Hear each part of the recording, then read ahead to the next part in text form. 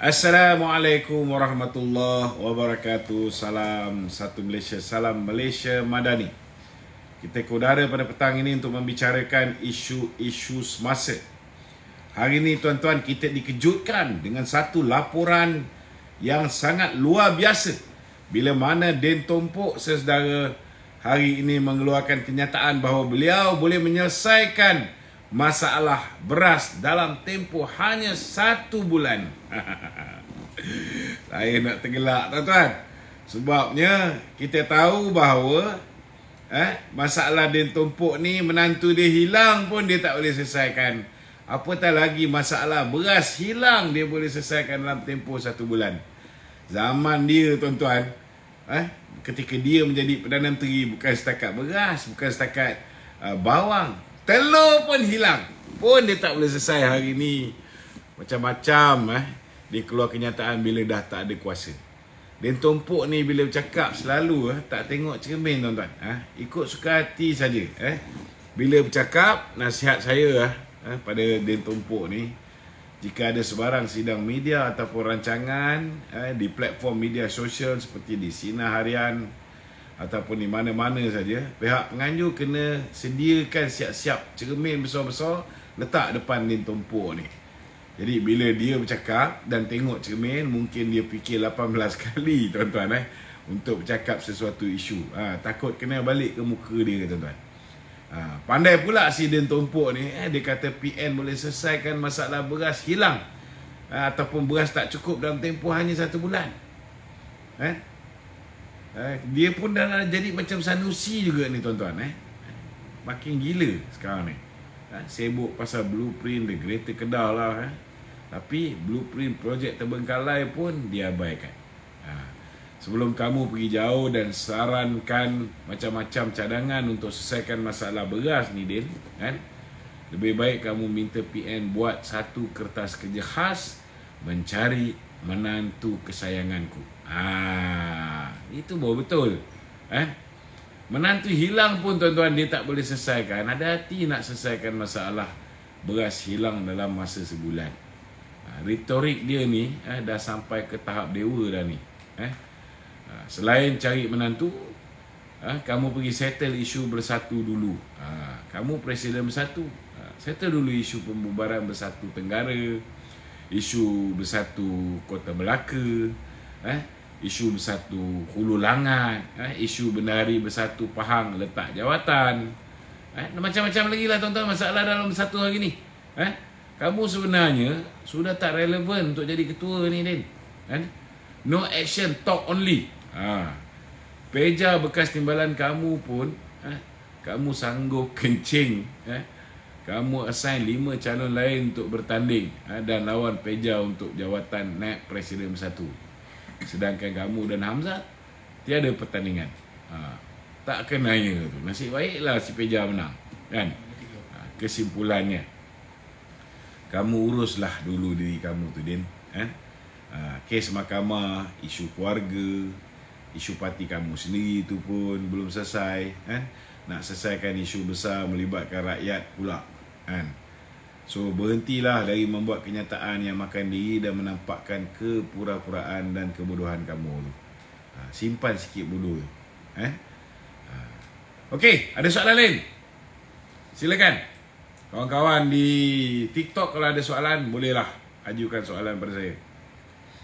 Okey, tolong ulas sedikit berkaitan dengan isu nafas dan juga khazanah yang sedang hangatkan sekarang ni. Nafas, sudah tak bernafas lah sekarang ni. Untuk makluman semua, Perdana Menteri Datuk Seri Anwar Ibrahim sendiri bertegas tidak akan menghalang dan masuk campur dalam siasatan terhadap pertubuhan peladang kebangsaan ataupun nafas dan khazanah nasional ataupun khazanah oleh pihak berkuasa termasuklah Suruhanjaya Pencegahan Rasuah. Perdana Menteri sendiri mahu siasatan dilakukan dengan adil tanpa mengira pangkat dan jawatan ataupun sama ada melibatkan syarikat kerajaan mahupun swasta. Beberapa hari ini tuan-tuan, heboh isu perlembagaan pertubuhan peladang kebangsaan nafas.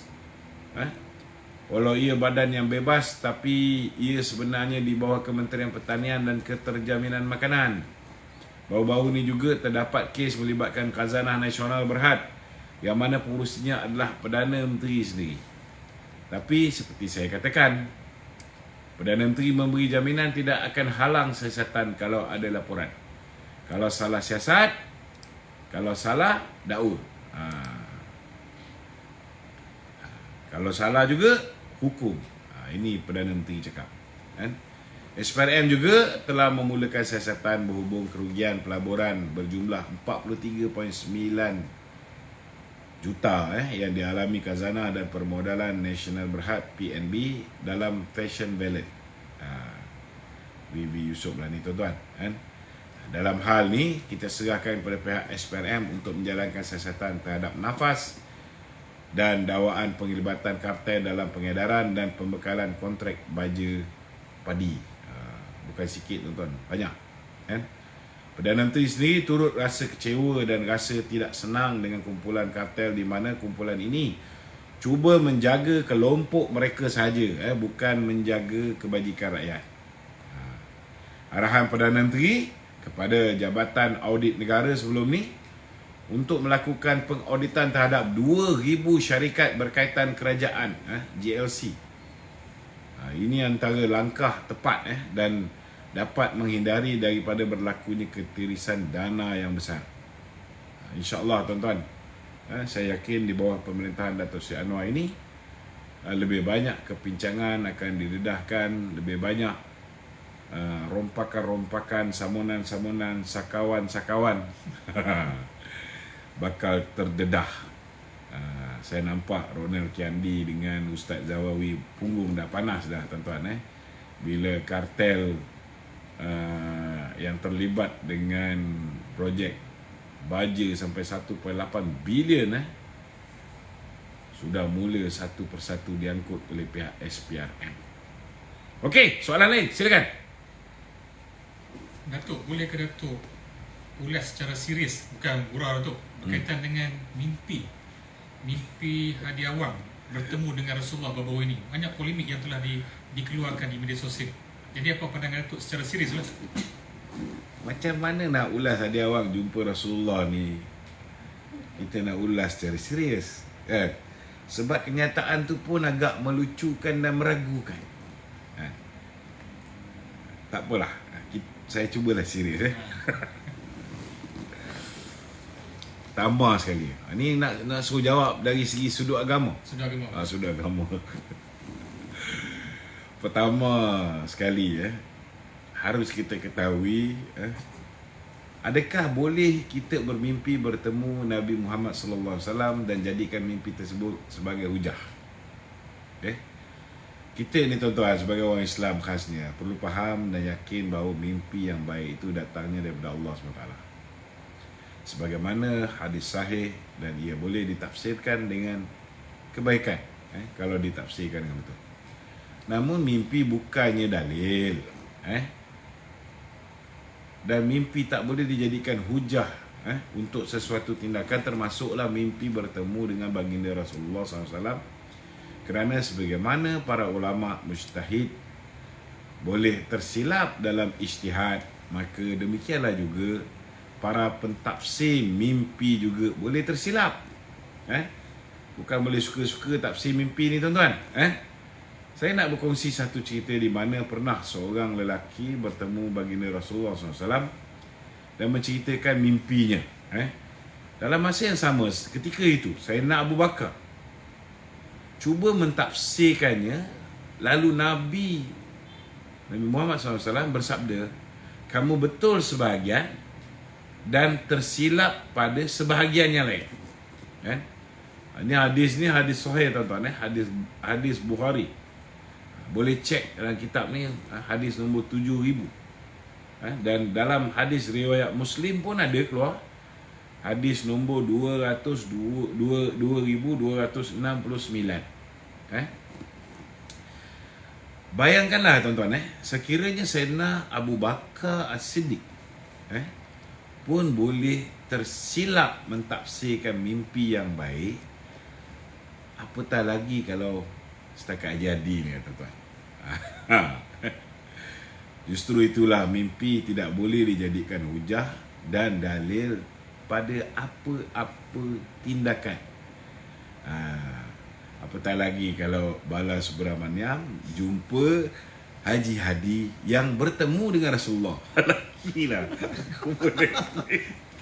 Dia jumpa Haji Hadi, jumpa Rasulullah. Bukan dalam mimpi ni. Selain tu juga tuan-tuan, menurut Imam Zakarshi, dalam kitab Al-Muhid fi usul al-fiqh, beliau berkata, yang tepat ialah mimpi tidak mensabitkan satu hukum syarak ataupun satu bukti. Meskipun mimpi bertemu dengan Nabi itu benar, dan syaitan tidak boleh menyerupai Nabi, tetapi orang yang tidur bukanlah orang yang berkelayakan untuk menyimpan dan meriwayatkan, kerana ia tidak boleh menjaganya. Selain itu juga tuan-tuan, ada pun mentafsirkan mimpi, ia harus bagi mereka yang diberikan kemahiran saja. Menurut Ibnu Abdul Albar, dalam Al-Tamhid, apabila ditanya kepada Imam Malik, adakah setiap orang boleh mentafsirkan mimpi? Lalu kata beliau, adakah dengan kenabian dipermainkan? Ini merujuk kepada hadis sahih yang menjelaskan bahawa mimpi yang baik adalah satu juzuk daripada 46 juzuk kenabian. Kata Imam Malik lagi, tidak boleh mentafsirkan mimpi melainkan yang mahir tentangnya, orang yang ada kepakaran tentang mimpi. Sekiranya dia bermimpi yang baik, dia boleh menceritakan pada orang lain. Sekiranya dia bermimpi yang tidak elok, hendaklah dia berkata baik ataupun diam saja. Jadi berkaitan dengan isu baru-baru ni, iaitu Hadi Awang kata muka Nabi hitam. Tuan-tuan, jika benar itu, biar dia sendiri bertanggungjawab dengan apa yang dia kata. Begitu jugalah bila Bala Subramaniam tadi tu tuan-tuan, berkata beliau pernah jumpa Nabi Muhammad sallallahu alaihi wasallam. Bukan setakat dia nampak Haji Hadi jumpa dengan Nabi. Bala Subramaniam pun pernah jumpa. Tuan-tuan tahu tak ni Bala Subramaniam ni siapa? Bala Subramaniam ni ialah pengurusi Dewan Bukan Islam PAS. Dia kata dia pernah berjumpa dengan Nabi Muhammad sallallahu alaihi wasallam. Itu pun kita biarkan pemimpin PAS bertanggungjawab dengan kenyataan tersebut, sebab mereka tidak komen apa-apa pun tuan-tuan tentang kenyataan Bala Subramaniam ni. Okey, silakan. Okey Datuk, apa pandangan Datuk mengenai kerjasama politik BNPH dan antara parti politik untuk PRN Sabah yang akan berlangsung tahun depan ni? Pertama sekali, Yang Berhormat Datuk Seri Zahid Hamidi, Presiden UMNO dan Pengurusi Barisan Nasional telah mengesahkan bahawa Barisan Nasional BN dan Pakatan Harapan telah memuktamadkan kerjasama untuk menghadapi pilihan raya negeri Sabah yang dijangka berlangsung tahun depan. Dalam erti kata lain, BN dan PH akan memasuki pilihan raya Sabah bersama. Persetujuan antara BN dan PH itu menjadi asas kepada kerjasama untuk menghadapi PRN Sabah. BN khasnya tidak pernah menutup pintu untuk menjalinkan kerjasama dengan gabungan parti-parti di Sabah ataupun mana-mana kerjasama dengan parti-parti yang ada di Sabah. Dan BN juga tidak menggunakan pendekatan lama bahawa tidak ada sebarang peluang untuk mengadakan rundingan. Dulu betul, tapi sekarang ni ada, boleh berunding. Pengurusi BN Sabah Datuk Seri Bong Mukhtar Radin juga selari dengan pandangan pengurusi BN, di mana kerjasama ini amat bersesuaian dengan landscape politik Sabah dan disesuaikan dengan situasi politik di peringkat nasional. Selain itu, bagi parti lain, selain daripada komponen BN dan PH, rundingan terperinci akan diadakan apabila tiba masanya. Dah bubar nanti baru kita runding lah. Kan? Datuk Seri Zahid juga tidak menolak kemungkinan gabungan Rakyat Sabah GRS yang memerintah negeri itu mungkin juga boleh bekerjasama dengan BN dan PH pada pilihan raya negeri yang akan datang, ataupun baru-baru ni kita pun tengok IGG berjumpa dengan Samsuri. Kalau dia nak bekerjasama dengan PAS pun silakan, tak ada masalah kan. Buat masa ni pengurusi BN sendiri telah bertemu dengan pemimpin utama GRS. Pertemuan ini tidak mengadakan kedinamikan inilah yang menjadi pegangan BN dan Pakatan Harapan. Jadi kita tunggulah, jangan buat spekulasi. Macam-macam boleh berlaku last minute. Mungkin juga kita boleh kerjasama dengan GRS. Okey, silakan, ada soalan lain? Okey, Datuk, kita beralih pada soalan mengenai Datuk Seri Najib. Terdapat pelbagai tomahan dan persepsi negatif dari setengah penyokong Datuk Seri Najib. Supaya tinggalkan Datuk Seri Najib. Ini semua manusia tak ada otak. Sepatutnya hari ini dia galakkan orang mendesak supaya Datuk Seri Najib diberikan keadilan. Mendesak supaya orang-orang yang menyeleweng dana 1MDB ni dihadapkan ke muka pengadilan. Patut hari ini dia orang buat bising. Patut hari ini dia orang pertikaikan kenapa manusia bernama Zeti Akhtar Aziz, Governor Bank Negara, yang diberikan surat daripada kerajaan Saudi dan juga Kementerian Kewangan Saudi dan juga kerabat diraja Saudi. Datuk Seri Najib bagi surat kepada Zeti supaya Zeti cek betul ke ni Kementerian Kewangan nak bagi duit kepada dia. Orang ni rupa-rupanya suami dan anak dia dapat 715 juta daripada Jolo. Mestilah nasihat dia pada Datuk Seri Najib, nasihat yang membolehkan dia punya keluarga menerima dana daripada Jolo, menerima suapan rasuah daripada Jolo. Sama juga Datuk Seri Najib, bila ada permohonan daripada SRC International untuk memohon pinjaman daripada KUAP, Datuk Seri Najib arahkan Nur Muhammad Yaakob, bekas Menteri Mahathir ni, Zeti pun orang Mahathir juga, untuk membuat due diligence dan sediakan cabinet paper sama ada patut tak bagi pinjaman KUAP 4 bilion ringgit kepada SRC International. Orang ni dapat 85 juta ringgit daripada Jolo. Takkan dia akan buat laporan yang adil, laporan yang baik untuk memastikan dana KUAP ni selamat. Orang ni sehingga hari ni tidak didakwa. Zeti sehingga hari ni tidak didakwa. Jolo, the main culprit, yang DOJ kata terima 1.2 bilion US dollar, sampai sekarang tak didakwa. Rick Faisal tak didakwa. Tim Lesnar terima 75 juta. Sampai sekarang tak didakwa oleh kerajaan Malaysia. Roger Ng pun terima 35 juta ringgit, dan ni US dollar. Ramai orang. Girlfriend kepada Tim Lesnar, siapa nama dia? Rosanna, yang juga pernah menjadi CEO kepada Astro. Dia pun ugut Tim Lesnar dapat 10 juta punya rumah. Kemudian dia boleh pulangkan balik saja rumah saja. Boleh ke macam tu?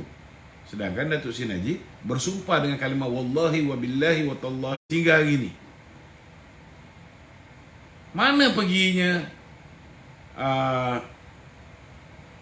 janji nak laksanakan apa dipanggil Royal Commission of Inquiry ni, apa dipanggil? RCI. Terhadap Tommy Thomas. Mana pergi janji ni? Sepatutnya dia orang ni highlightkan benda ni. Kurang-kurang ada pressure. Kan? Tapi bila buat kenyataan bodoh, kata orang dalam kerajaan hari ni gila jawatan, gila harta, dah lupakan Datuk Seri Najib. Cuba bayangkan kenyataan kamu begini. Kalau kata Datuk Seri Najib ada 1000 penyokong, orang UMNO ada jawatan, dengan kenyataan macam ni akan menambah jumlah orang UMNO yang menyokong Datuk Seri Najib ke akan menyebabkan diorang ni menjauhkan diri daripada Datuk Seri Najib. So pakai otak lah. Kadang-kadang diorang ni terasa diorang ni lebih Najib daripada kita ni. Lepas tu bila keluar ayat-ayat macam ni, penyokong Datuk Seri Najib yang dalam kerajaan ni bukan semua malaikat tau. Diorang ni bermati-matian membela Datuk Seri Najib. Cuma diorang tak bolehlah beritahu dengan kau apa diorang buat. Banyak benda kena dirahsiakan. Takkan Datuk Seri Zahid nak beritahu akibat daripada dia buat apa? Affidavit tu, baginda tuanku pun murka. Takkan dia nak beritahu? Bukan satu dua tuanku yang murka tau. Bukan seorang yang murka tau. Nak beritahu ni. Tapi dia ambil risiko. Malah ada yang menafsir dia lawan kerajaan. Dia ambil risiko. Engkau pernah buat? Kau tak pernah buat. Datuk Seri Warusdi, Menteri Besar Pahang, dia ambil risiko. Kalau tiba-tiba tuanku nak tukar Menteri Besar macam mana? Ada tak dia orang ni fikir? Sedap mulut dia orang ni. Aku cakap mulut musibat marah. Tapi memang betul musibat dia orang ni. Dia ingat dia orang ni lebih najib daripada orang lain ni. Pakai otak lah.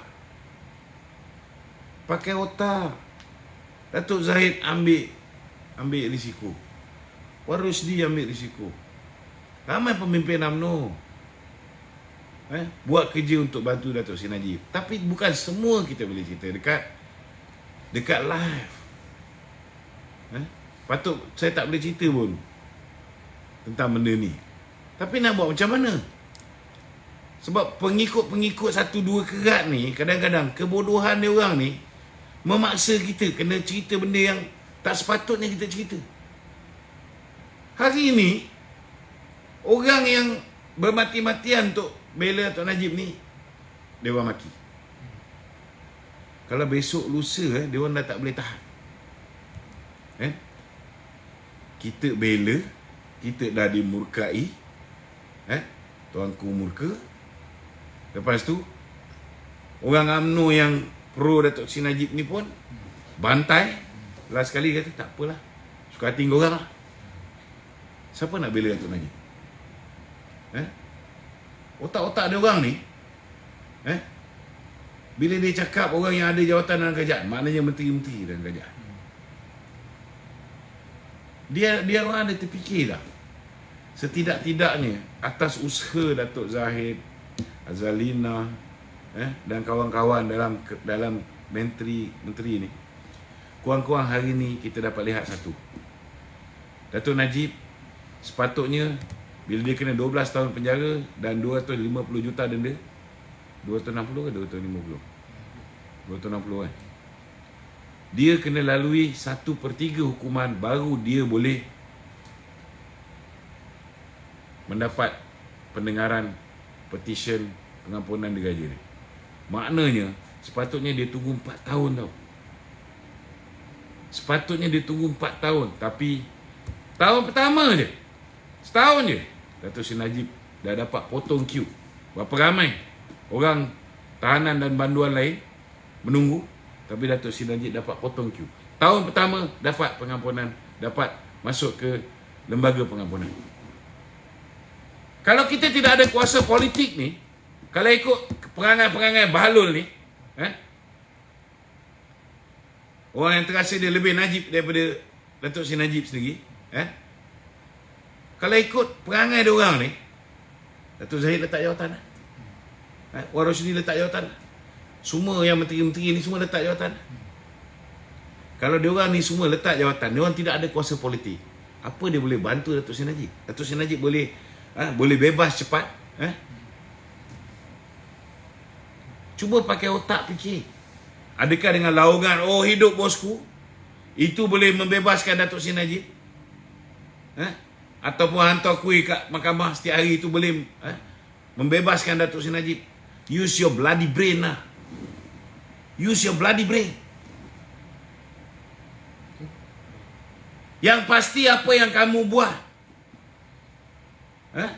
bekerjasama dengan Perikatan Nasional, bekerjasama dengan Khairuddin Abu Hassan, bekerjasama dengan Hamzah Zainuddin, bekerjasama dengan Wan Saiful Wan Jain, dengan Hisham Jalil. Inilah benda-benda yang menampakkan bahawa ada jalinan dengan Perikatan Nasional. Dan inilah yang boleh membantu untuk dudukkan Datuk Seri Najib lagi lama dalam penjara. Engkau oranglah yang sabotaj Datuk Seri Najib. Sebab tak pakai otak. Masih percaya lembu-lembu Perikatan Nasional ni boleh bebaskan Datuk Seri Najib. This is very stupid. Minta maaf cakap lah. Mana otak letak? Otak ni biar duduk di atas kepala, jangan duduk di lutut. Sepatutnya hari ni kita ramaikan orang yang nak menyokong Datuk Seri Najib. Takkan semua orang yang nak menyokong Datuk Seri Najib kena letak jawatan dalam kerajaan, kena letak jawatan dalam MT UMNO supaya dia boleh jadi penyokong Datuk Seri Najib. Anak-anak Datuk Seri Najib pun pegang jawatan dalam UMNO, pegang jawatan dalam kerajaan. Bila kau orang cakap tu, kau rasa anak-anak dia pun tak ada terasa. Cubalah pakai otak sikit. Cuba pakai otak, berfikir dengan waras. Jangan ingat korang je. Datuk Zahid peranan dia mungkin pujuk baginda Tuanku Yang di-Pertuan Agong, mungkin pujuk kabinet, permudahkan.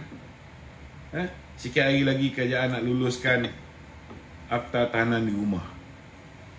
Dulu mungkin tidak melibatkan Datuk Seri Najib, tetapi selepas ini Datuk Seri Najib, selepas 23 Ogos 2024, tempoh tahanan dia kalau nak ikutkan kurang daripada 4 tahun.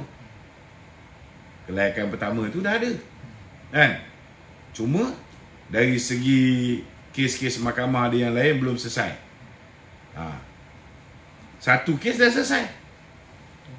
Dulu kalau Tan Sri Idrus Harun tak batalkan representasi, 4 representasi yang sepatutnya dah di NAA, tapi silap pasal umum Datuk Seri Zahid dapat di NAA, saya dipahamkan Tan Sri Idrus Harun batalkan representasi yang dah pun diterima. So kena mohon balik representasi. Dan alhamdulillah untuk kes pindaan audit, laporan audit, ampunan penuh daripada Kebawah Yang Maha Mulia Seri Paduka Baginda Yang di-Pertuan Agong yang baru, yang ke-17. Jadi jangan kita ialah, saya cakap terus terang lah, saya bimbang, dan saya boleh nampak malapetaka yang bakal dihadapi oleh negara kita. Disebabkan kebodohan puak-puak ni,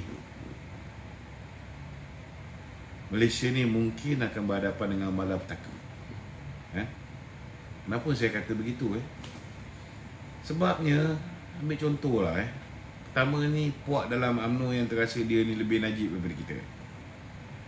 Tak habis-habis serang DAP, satu hal. Tak habis-habis nak tengok kerajaan ni runtuh, satu hal. Tapi yang paling saya takut, perangai diorang, apa yang diorang buat pada PRN yang ke-16, PRN di 6 buah negeri ni, akan diulangi pada PRN yang ke-16, PRU yang ke-16. Bagaimana ada 1-2 pihak yang mengatakan undi PN, tak sanggup undi PN, undi bebas. Benda yang sama akan diulang PRU yang ke-16. So kalau benda ni berlaku, apa akan jadi? Datuk Seri Najib akan merengkok dalam penjara sampai bila?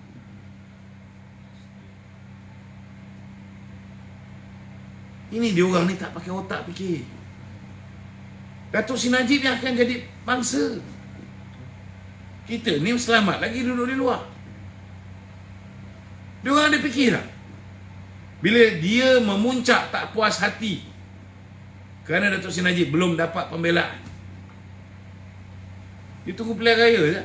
Macam mana dia hukum kita 6 buah negeri yang lepas, dia akan hukum kita untuk pilihan raya umum yang ke-16. Ni pun aku nak tegur juga, geng-geng DAP ni pun boleh tahan juga. Anthony Loke, dia tak sepatutnya pun komen pasal Datuk Seri Najib. No matter how much you hate Datuk Seri Najib, you are now in Kerajaan Perpaduan. Keep your bloody mouth shut. You do not have to comment about Datuk Seri Najib. It's not necessary. Bila dia komen benda yang tak sepatutnya dia komen, it's going to make us difficult. Kita cuba nak pastikan kerajaan ni kekal. Unless you dah bosan, penat jadi kerajaan, penat jadi menteri, penat ada bodyguard, penat ada perks sebagai seorang menteri, you rasa nak jadi pembangkang atau kluster mahkamah, then it's up to you.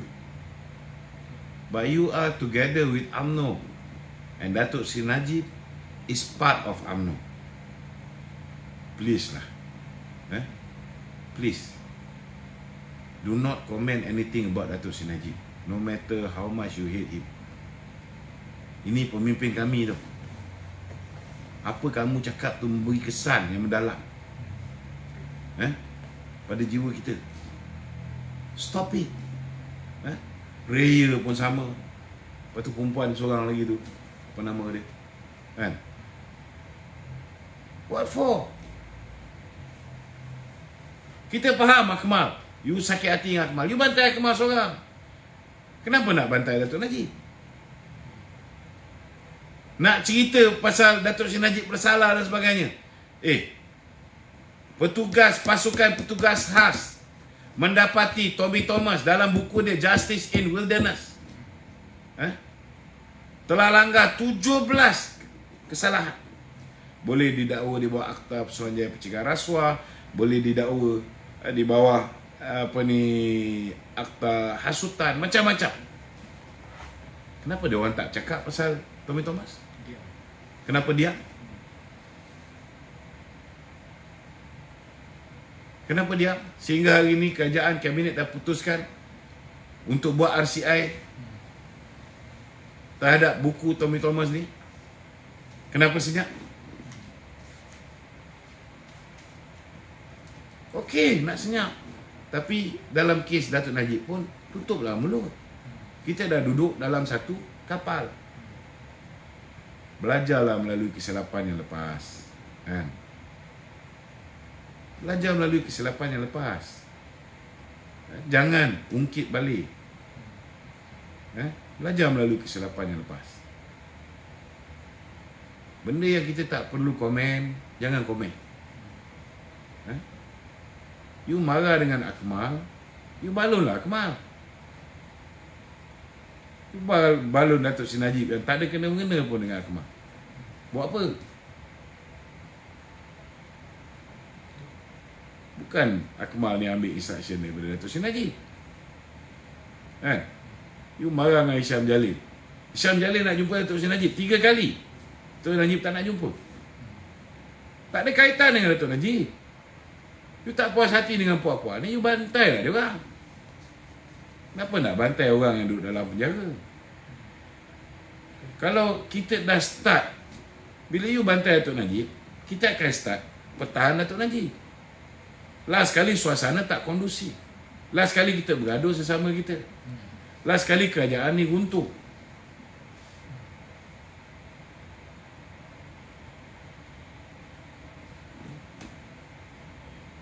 Unless ada planning nak bawa PAS masuk dalam, kita pun tak ada masalah, kan?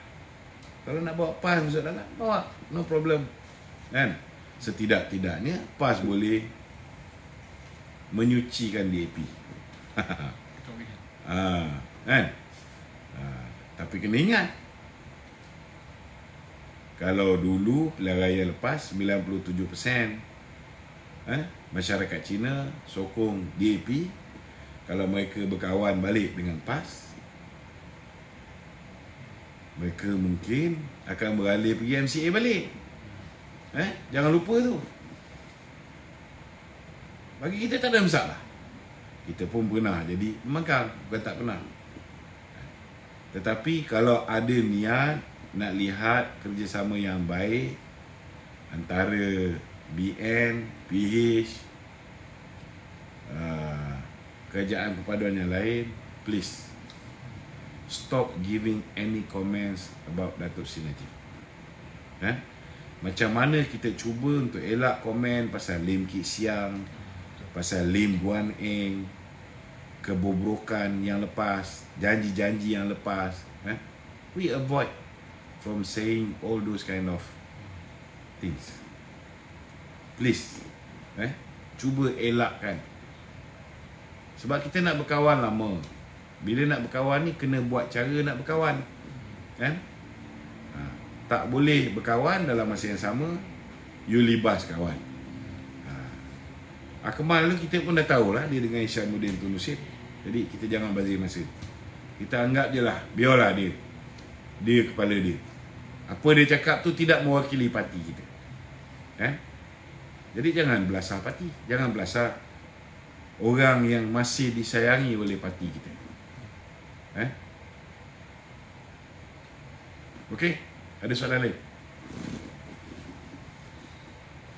Datuk, baru-baru ini kerajaan ada memberi gambaran lah bahawa akan mempertimbangkan kembali GST jika pendapatan rakyat itu sudah baik. Jadi apa pandangan Datuk dari segi konteks mengembalikan balik GST itu kepada sistem percukaian negara kita? Kalau tanya dengan saya, belanjawan itu hari saya dah umumkan GST dilaksanakan balik. Kerana kita tak nafikan bahawa GST ni perbezaan hasil antara SST dengan GST ni 40 bilion. Kalau ikut sekarang punya saiz ekonomi. So, kalau kita bijaksana, daripada kita buat 10 pengumuman yang tidak popular, bukankah lebih baik kita umum satu pengumuman yang tidak popular, hidupkan balik GST. Tak kira lah nak tukar GST ke, nak tukar VAT ke, nak tukar Madani Tax ke, namakanlah apa saja, but it must be konsep dia sama dengan sistem percukaian GST. Self-policing, dia sebuah cukai yang efisien. Cukai itu pun kena ikut cara kita yang lama lah. Tak boleh pukul rata semua sekali ada GST. Dia kena ada sebahagian tu perbekalan SIFA, perbekalan dikecualikan, dan ada perbekalan standard. Ada yang 6% zero rated dengan exempted product. Dan it got to be 6%. Jangan pandai-pandai turunkan kepada 3%. Dia tak boleh cover. Kita dulu nak buat 4%. Tapi pasal kita nak bagi zero rated kepada barang-barang keperluan asas, orang miskin semua makan makanan dia orang apa semua sekali kan, keperluan asas dia orang ni. Dan kemudian untuk bayar banking sistem kita, kesihatan, pendidikan, kita nak exempt dikecualikan, maka kita terpaksa mulakan dengan 6%. So kalau nak buat balik, buat dengan 6%, bukan dengan 3%. Kena buat. Bertanya saya rasa perlu buat tahun depan. Setidak-tidaknya ada 2 tahun sebelum pilihan raya. Tapi kalau kita tak buat tahun depan, buatlah selepas pilihan raya yang akan datang. Next year is not the best year to announce nak buat GST. Itu pada pandangan saya lah. Okey, ada soalan lain? Tak ada. Okey, minta tolong sahabat-sahabat tolong share live kita pada malam ni, petang ni. Semoga ianya dapat memberi kefahaman kepada seberapa ramai yang mungkin. Assalamualaikum warahmatullahi wabarakatuh.